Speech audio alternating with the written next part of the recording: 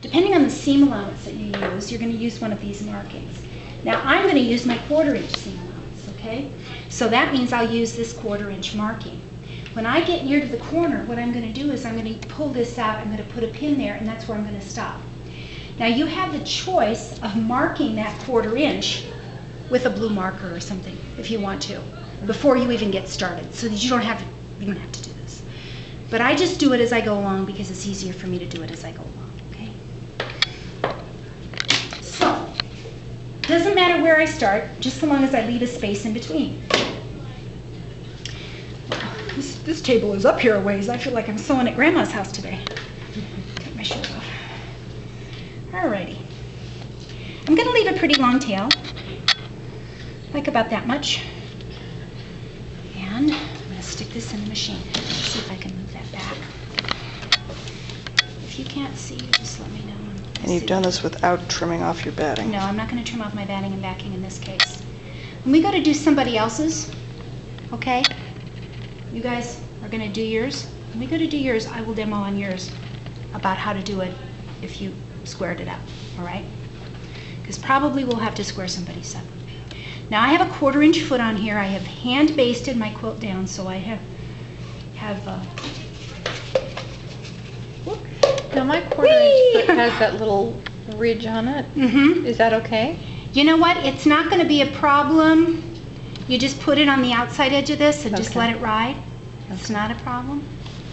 If it starts to bother you, then you might need to get another 1/4 inch foot that doesn't have a ridge on it.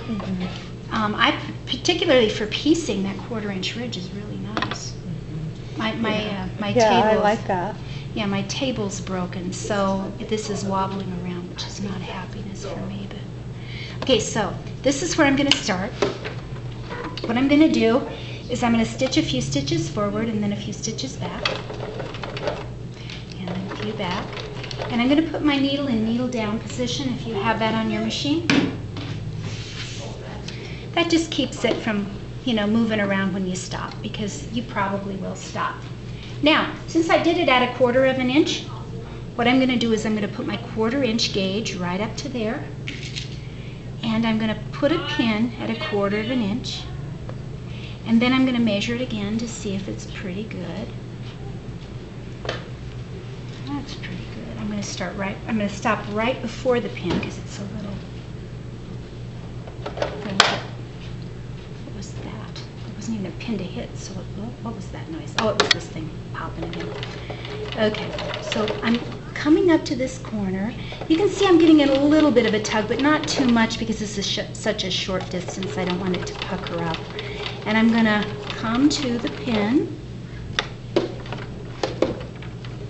right on top of it, back up, 3 stitches, 2 stitches, like that, just enough so it won't come pulling out.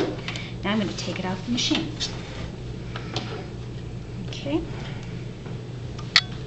And snip both top and bottom threads, take the pin out, and then put it back on the machine. Now, what I'm going to do here is I'm going to fold my corner in, okay? And the way you can tell that it's right is it goes straight back. It needs to be going straight back so you get a nice 45-degree angle. Kind of finger press it in a little bit, gives you a little bit of help. And then right at the very top there, I'm going to put a pin in. And then I'm going to fold it down over top of that. Okay, and then I'm going back to the machine. Okay, let me get this through the foot. Get my foot down a little bit because I was machine quilting on this. Let me make sure I've got my feed dogs up. Okay, that's good. And I'm going to put my needle right at the fold. Wow, didn't like the sound of that. Does anybody need to hit the ground? Oh, your car. Somebody car backfiring? Let's hope so. These days you never know. Boy. Okay, now I'm not going to backstitch here. You noticed I didn't backstitch. I'm just going over top. It's not going to come loose. And now, as I go, I'm going to take my finger and I'm going to kind of give this, see how a little bit of a tug? Mm-hmm. Yeah, just a little bit, not too much. And I'm going to just